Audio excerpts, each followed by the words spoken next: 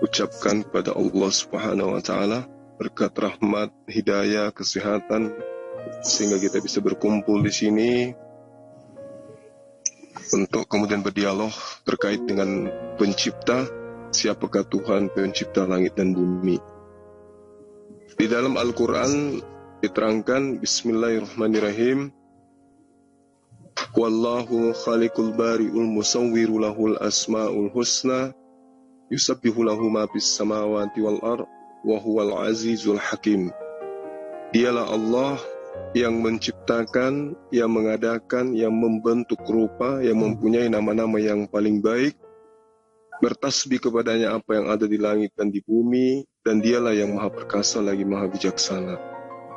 Lalu kemudian di dalam surah As-Zumar ayat 62, Allah juga menyatakan diri, Allahu khaliqul kulli syai' wa huwa ala kulli syai'in wakila. Allah menciptakan segala sesuatu dan dia memelihara segala sesuatu.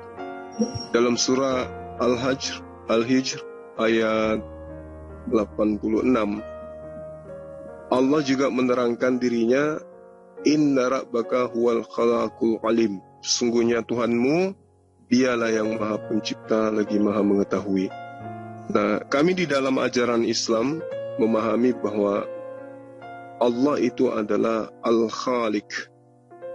Kalau ditinjau dari segi bahasa, kata Al-Khaliq ini berasal dari kata khalq atau khalaqah, yang berarti mengukur atau memperhalus. Lalu kemudian makna ini berkembang dengan arti menciptakan tanpa contoh sebelumnya. Jadi Allah dalam kata Al-Khaliq itu adalah menciptakan sesuatu tanpa mencontoh dari sesuatu sebelumnya. Jadi kata khalaqa dalam berbagai bentuk di dalam pengajaran Islam itu jelas memberikan penekanan tentang kehebatan, kebesaran, kemahaperkasaan Allah dalam menciptakan. Jadi Al-Khaliq artinya Allah Subhanahu wa Ta'ala adalah pencipta semua makhluk yang ada di semesta alam ini. Saya kira itu sebagai pengantar dari saya. Kiranya dari sahabat Kristen juga mampu memberikan sedikit pengantar untuk kita bisa diskusikan ke depannya. Silakan. Oke, bisa saya mulai? Kak, ada yang lain dulu? Silakan. Oke. Menurut pendapat saya tentang penciptaan dalam Alkitab, yang menciptakan semua itu pertama adalah Allah. Allah menciptakan langit dan bumi, hewan-hewan dan segala isinya. Lalu Allah bersabda, semua itu akan kuberikan kepadamu, maka beranak cuculah dan bertambah banyaklah. Penuhilah muka bumi ini dan kuasailah hewan-hewan dan pohon-pohon dan segala isinya di muka bumi. Lalu Tuhan Allah menciptakanlah dari antara mereka Adam. Diciptakanlah Adam dengan kabut. Kabut yang membasahi bumi dan tanah. Diciptalah Adam, diangkatlah Adam dan ditempatkan di Taman Eden. Setelah itu Tuhan Allah bersabda, baiklah kita ciptakan temannya Adam, karena tidak baik dia hidup sendirian. Lalu diciptakanlah Hawa melalui Adam. Ketika sedang tidur diambillah tulang rusuknya dan diciptakanlah Hawa. Lalu Tuhan Allah bersabda, semua buah-buah yang makanan yang di sini boleh kau makan, tapi tentang pohon kehidupan itu janganlah engkau makan, sebab ketika engkau makan kau akan mati. Tapi datanglah iblis si pendaya itu, sehingga Hawa terperdaya dan akhirnya dimakanlah buah itu. Sejak itu terbukalah mata mereka dan mereka mendapati dirinya telanjang.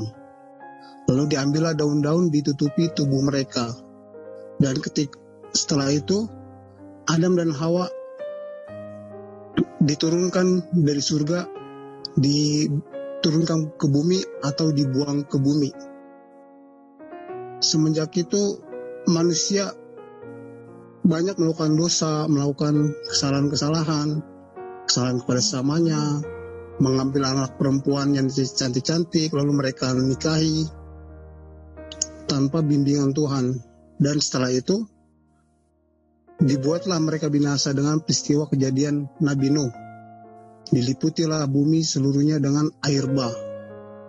Setelah Nabi Nuh, baru muncullah kehidupan baru yang asalnya dari keturunan Nabi Nuh. Saya kira sekian dulu penjelasan dari saya. Mungkin ada yang mau bertanya atau mau saya kembalikan kepada Pak Ustadz. Baik, makasih.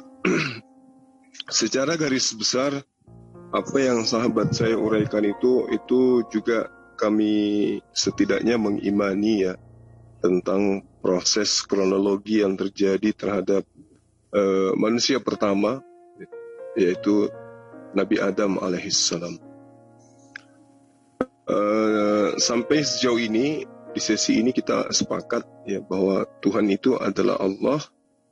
Dialah pencipta langit dan bumi, sebagaimana yang saya terangkan dalilnya tadi.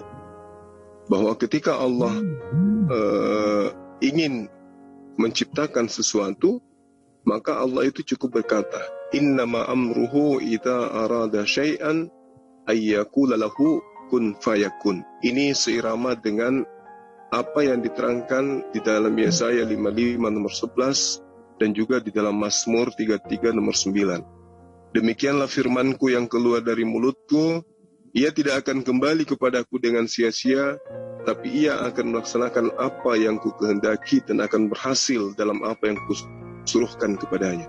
Di dalam Mazmur 33 juga nomor 9, sebab dia berfirman, maka semuanya jadi, dia memberi perintah, maka semuanya ada.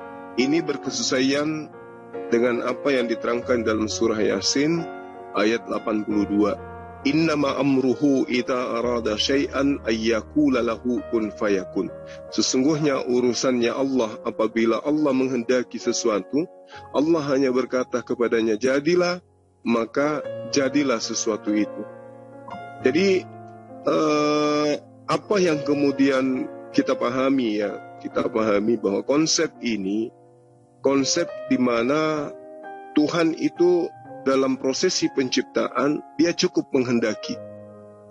Nah, kita berpisah kemudian setelah ada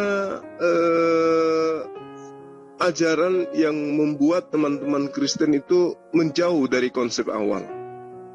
Kenapa saya katakan menjauh? Karena kemudian ketika diterangkan di dalam Keluaran 2 ya, di Keluaran 2 diterangkan, Akulah Tuhan Allahmu yang membawa engkau keluar dari tanah Mesir, dari tempat perbudakan. Lalu diterangkan kemudian, jangan ada padamu ilah lain di hadapanku, jangan ada sembahan lain di hadapanku. Tetapi kemudian di abad pertama ada yang mengajarkan ilah lain. Contoh yang tertuang di dalam Roma 14 nomor 9. Sebab untuk itulah Kristus telah mati dan hidup kembali, supaya ia menjadi Tuhan, baik atas orang-orang mati maupun atas orang-orang hidup. Jadi ada orang yang kemudian mati, namanya Yesus Kristus, itu menjadi Tuhan di abad pertama. Lalu di dalam Kisah Para Rasul 2 nomor 36, seluruh kaum Israel harus tahu dengan pasti bahwa Allah telah membuat Yesus yang kamu salibkan itu menjadi Tuhan dan Kristus. Nah, ini ajaran baru yang muncul belakangan, padahal di Keluaran 2 di Keluaran 20 di nomor 3, jangan ada padamu ilah lain di hadapanku. Tetapi abad pertama ada agama, ajaran, ada tokoh agama yang kemudian mengajarkan, mengabarkan bahwa orang yang disalib itu telah dijadikan menjadi Tuhan. Tadi di awal kita sepakat, kita masih seiring sejalan, bahwa tidak ada Tuhan selain Allah. Dialah yang menciptakan langit dan bumi. Dialah yang mengutus Nabi Adam ke bumi. Sebagaimana yang diterangkan oleh kitabnya Bani Israel, di dalam Devarim 4 misalnya, engkau diberi melihat untuk mengetahui bahwa Tuhanlah Allah, tidak ada yang lain kecuali Dia. La ilaha illa huwa. Kita sepakat di situ. Tapi setelah berpindah ke Kristen, Tuhan ini kemudian menjadi manusia. Ya, saya kira perpisahan kita di sini. Di awal di dalam konsep Taurat kita masih sejalan, tapi ketika perjanjian baru kita sudah berpisah. Karena tokoh dari Kristen sendiri mengatakan di dalam suratnya kepada jemaat di Roma, sebab untuk itulah Yesus telah mati dan hidup kembali, supaya Dia, Yesus, menjadi Tuhan, baik atas orang-orang mati maupun atas orang-orang hidup. Nah, kejadiannya kemudian, teman-teman Kristen yang tadinya memahami di dalam Taurat perjanjian lamanya orang Yahudi, mengakui, sudah mengimani bahwa Tuhan itu tidak ada selain daripada Allah, tapi sayangnya juga dia mengikuti ajaran yang diajarkan oleh ahli kitab ya kepada orang Roma, bahwa Yesus anak Maria juga itu adalah Tuhan. Saya kira di situ yang perlu diperdalam lagi, adanya konsep yang berubah kemudian ketika tadinya kita sama-sama di Al-Quran diterangkan la ilaha illa huwa, tapi kemudian di dalam pengajaran yang datang kepada orang-orang Roma dan juga orang Kristen itu berubah kemudian. Silakan. Oke. Sebelumnya saya mau bilang kita belum sepakat dalam kejadian, perjanjian lama dalam kejadian, Tuhan dan Allah itu beda. Karena di situ disebutkan kita. Baiklah kita menjadikan manusia menurut rupa dan gambar dan rupa kita. Kita kan berarti kan itu lebih dari satu orang. Dalam hal ini Allah dan Tuhan itu tidak esa, tapi ada dua pribadi, dua sosok. Itu yang pertama. Yang kedua tentang ilah lain, yaitu dalam Keluaran juga, dalam perjanjian lama juga. Ketika dalam perjanjian baru, kenapa Yesus disebut Tuhan? Ya karena dia asalnya dari surga itu sendiri. Dia atasnya dari atas, dari langit. Kenapa dia diciptakan? Karena Adam diciptakan kepada kejatuhan manusia. Akhirnya manusia jatuh ke dalam dosa. Timbullah dosa semenjak Adam dan Hawa itu. Kristus diciptakan oleh Allah untuk apa? Untuk menghapus, menghilangkan, menebus dosa-dosa yang ada pada manusia itu sendiri. Jadi Kristus diciptakan untuk keabadian, kekekalan atas dosa-dosa. Kristus diciptakan untuk mengalahkan maut, mengalahkan dosa. Jadi setelah Kristus tidak ada dosa-dosa lagi. Kalaupun ada, mereka akan hidup dalam kengerian yang kekal. Kalau mereka selalu mengikuti jalan Allah, jalan Tuhan, jalan yang benar, jalan kasih, dan seterusnya, dan lain sebagainya, itu bersama Kristus akan hidup terus di dalam surga, kekal adanya. Itulah kenapa Kristus disebut Tuhan, kenapa Kristus disebut diciptakan oleh Allah. Untuk kehidupan kekal, jauh daripada dosa, jauh daripada maut, jauh daripada kengerian. Itu bedanya penciptaan Adam dan Kristus dalam Alkitab. Mungkin ada yang mau bertanya? Ya, nah inilah yang saya katakan bahwa apa yang saudara kemudian sajikan, dia diciptakan untuk menghapus dosa, itu semua rangkaian daripada pengajaran yang mengajarkan kemudian Yesus ini dijadikan menjadi Tuhan. Nah, kalau sahabat saya mengatakan Allah dan Bapa itu berbeda, nah inilah kerancuhan yang terjadi. Karena Allah itu, ya gimana? Saya tidak bilang Allah dan Bapa itu berbeda. Kalau Alkitab, Allah itu adalah firman. Dalam perjanjian baru ya. Dalam perjanjian baru Allah itu adalah firman. Awal mulanya adalah firman itu bersama-sama dengan Allah, dan firman itu adalah Allah dalam perjanjian baru. Sedangkan kalau Bapa itu adalah Tuhan semesta alam. Dia yang mengutus Yesus turun ke dunia melalui firman-Nya dalam Yesaya 42. Ya, maksud saya gini loh, sahabat saya. Allah di sini maksudnya apa ini? Allah dalam bahasa Ibrani atau Allah dalam bahasa apa ini? Kalau Allah dalam bahasa Ibrani itu kan kacau balau. Itu Allah dalam bahasa Ibrani. Iya, Elah. ada bilang Ya, kacau balau. Ini Allah yang Anda maksud yang mana? Allah secara keseluruhan dalam Alkitab. Enggak, maksud saya secara bahasa. Ini Allah maksud Anda yang mana itu? Dalam bahasa Yunaninya apa, bahasa Ibraninya apa?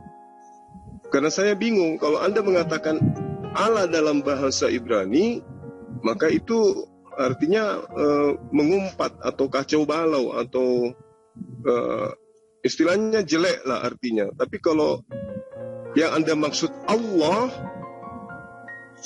artinya ada kesalahan konsep di situ. Oke, kalau merujuk kepada soal pembahasan bahasa yang bahasa Yunani, Ibrani, Hebreo, bahasa Aramaik, itu saya tidak mengerti dan saya bukan pakar di situ. Jadi saya hanya menjelaskan tentang penciptaan Adam dan Kristus. Bedanya di situ.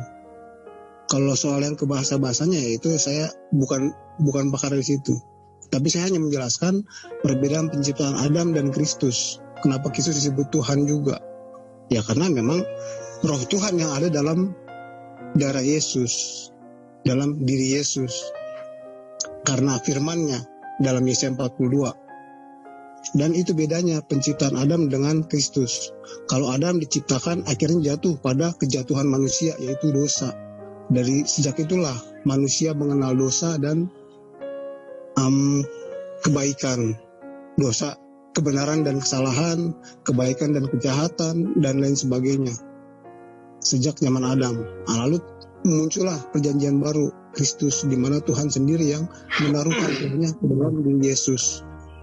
Kristus diciptakan untuk menghapus dosa, untuk menghantar manusia kepada kehidupan kekal supaya manusia tidak terlena dengan dosa-dosa yang ada di dunia, seks bebas maupun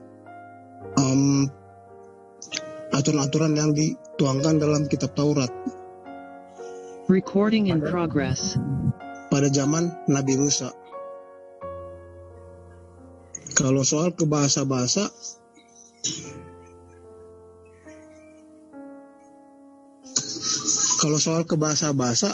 itu saya tidak mengerti dalam hal itu dan saya hanya berbicara Alkitab berbahasa Indonesia. Itu yang bisa saya jelaskan tentang penciptaan Adam dan Hawa dan Kristus. Oke. Bedanya di situ. Oke, baik. Jadi ini mungkin perlu diperjelas lagi ke bapak-bapak gereja. Kata Allah yang dimaksud di situ apa gitu ya. Terkait dengan apa yang sahabat saya uraikan di dalam Kejadian 1 nomor 26. Memang di dalam bahasa original teksnya dikatakan Basel menu kitmutenu, tapi itu bukan berarti bahwa Tuhan itu jamak. Contoh misalnya, malaikat juga mengaku sebagai Tuhan. Artinya bahwa ketika Allah menciptakan, Allah itu melibatkan makhluknya yang lain untuk kemudian dalam proses. Ya, Allah ketika menghendaki sesuatu itu cukup dari dirinya, tidak ada yang lain. Tapi ketika kemudian Allah ingin melibatkan makhluknya yang lain dalam proses itu, maka Allah mengatakan Bashal minu kitnu tenu atau nahnu di dalam bahasa Arab. Tapi bukan berarti bahwa di situ ada 5 Tuhan atau 3 Tuhan atau 2 Tuhan. Nah, ketika dikatakan bahwa baiklah kita menjadikan manusia menurut gambar dan rupa kita, supaya mereka berkuasa atas ikan-ikan di laut dan burung-burung di udara dan atas ternak, ini bukan berarti ada beberapa Tuhan di situ yang bekerja sama kemudian untuk menciptakan manusia. Kalau dipahami di sini ada beberapa Tuhan, berarti ini larinya kepada ajaran politeisme, penyembahan terhadap dewa-dewa. Sangat disayangkan orang yang mengerti bahasa Ibrani, bahasa Aramaik, ya, itu tidak memahami bahwa kata yang Anda maksud di situ itu adalah artinya Tuhan itu ada dua. Bashel menu bukan berarti ada Tuhan dua yang setara di situ yang sedang bekerja. Tetapi yang dinyatakan di sini adalah Bashel menu itu Allah melibatkan malaikatnya di dalam proses penciptaan. Nah, ini terkolerasi dengan Al-Quran. Bagaimana kemudian Adam dicipta berasal dari tanah liat yang ada di bumi. Yang turun ke bumi mengambil tanah liat adalah malaikat, sehingga malaikat ikut berpartisipasi, maka di situ ada kata nahnu. Makanya dikatakan dalam bahasa Ibrani, Bishal minu. Bukan berarti ada dua Tuhan. Kalau dia ada Tuhan, berarti melanggar semua kaidah-kaidah ajaran tauhid yang diajarkan oleh para nabi. Kenapa diterangkan demikian? Karena Allah menerangkan bahwa sebab itu ketahuilah pada hari ini dan camkanlah bahwa Tuhanlah Allah yang di langit dan di atas, di bumi, di bawah, tidak ada yang lain. Kalau tidak ada yang lain, sebagaimana yang diterangkan di Devarim 4, nomor 39, maka adalah kekeliruan yang sangat nyata kalau dikatakan di situ ada dua Tuhan. Devarim 32, nomor 39, lihatlah sekarang bahwa akulah dia. Tidak ada Allah, tidak ada Tuhan kecuali aku. Akulah yang mematikan dan menghidupkan. Aku telah meremukkan, tetapi akulah yang menyembuhkan. Dan seorang pun tidak ada yang dapat melepaskan diri dari tanganku. Jadi kalau sahabat saya mengatakan bahwa pada saat proses penciptaan di situ ada dua Tuhan, karena ada kata kita, di situ saya katakan Anda keliru besar. Karena kata kita di sini atau kami di sini, kalau di terjemahan lama itu menggunakan kata kami, kata nahnu, itu bukan berarti bahwa Tuhan itu ada jama, tetapi Tuhan lagi melibatkan, pertama melibatkan makhluknya, yang kedua dia menyatakan kebesarannya, bahwa dia mampu menciptakan. Nah, menjadikan manusia menurut gambar dan rupa bukan berarti manusia itu segambar dan serupa dengan Tuhan, tidak. Kalau dia serupa dan segambar dengan Tuhan, maka manusia itu ada dua jenis. Ada wanita, ada laki-laki.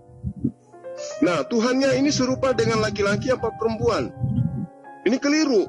Menurut gambar dan rupa maksudnya menurut rancangan Tuhan. Contoh misalnya gini. Marilah kita membuat gedung serupa dengan gambar dan rupa kita. Artinya, gedung yang tadinya akan dicipta terlebih dahulu sudah dibuatkan sketsa, terlebih dahulu sudah dibuatkan desain, sehingga rumah yang dibentuk itu sesuai dengan gambar yang kita buat. Bukan berarti manusia ini serupa dengan kita, enggak. Karena Tuhan sendiri mengatakan di dalam perjanjian lama, hendak dengan siapakah kamu menyamakan aku hingga kami sama. Enggak ada itu. Jadi sekali lagi saya katakan, tadi kita di awal itu sudah sepakat, makanya ada yang memahami Kristen itu agama samawi. Tapi saya pribadi saya katakan Kristen itu bukan agama samawi. Kristen itu agama ardi, agama yang mengambil kitabnya Bani Israel, lalu kemudian membentuk sebuah kitab lagi, disandingkan kitab itu, tetapi konsep ketuhanannya berbeda. Kalau Nasrani tetap saja menuhankan satu Tuhan, tetapi kaidah syariatnya kemudian yang menyimpang. Tapi kalau dikatakan Kristen itu berbeda. Kristen memang betul-betul membuat Tuhan baru, berupa manusia. Itu jelas di Roma 14 nomor 9 dan juga Kisah Para Rasul 2 nomor 36. Orang Israel harus tahu dengan pasti bahwa Allah telah membuat Yesus. Jadi Yesus ini kan manusia. Telah membuat Yesus yang kamu salibkan itu menjadi Tuhan. Berarti di abad pertama, setelah dia disalib, barulah Maria punya anak menjadi Tuhan. Jadi kalau dikatakan Yesus yang menciptakan, itu nggak benar. Karena Yesus nanti dibuat menjadi Tuhan setelah penyaliban. Demikian.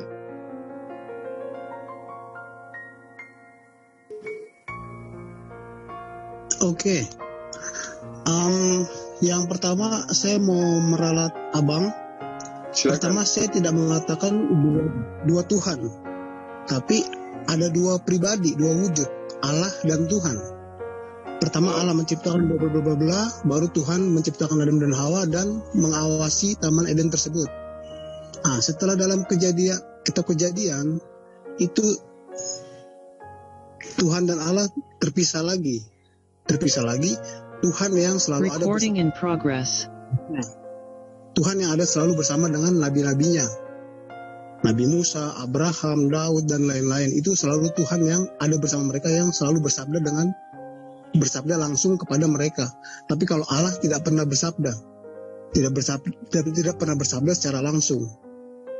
Tapi kalau Allah ada bersama-sama dengan mereka, itu ada tentang kejadian Tuhan menampakkan diri di Gunung Sinai. Itu ada dua pribadi, ada Tuhan dan Allah. Kalau Anda perhatikan baik-baik itu Keluaran 24. Anda baca Keluaran 24. Itu tentang Tuhan yang berfirman pada Musa dan Allah yang hadir bersama mereka di atas gunung itu. Dan mereka pun makan bersama di dekat Allah. Mereka memandang wajah Allah, mereka makan bersama Allah, tapi Allah tidak memberikan tangannya kepada mereka, dan Allah tidak bersabda kepada mereka. Tapi Tuhan yang dalam wujud api, dalam bentuk api, yang bersabda secara langsung kepada mereka. Tuhan dan Allah. Lalu seperti yang saya bilang tadi, dalam perjanjian baru Yesus lahir dari firman menjadi manusia, yaitu untuk mengantar manusia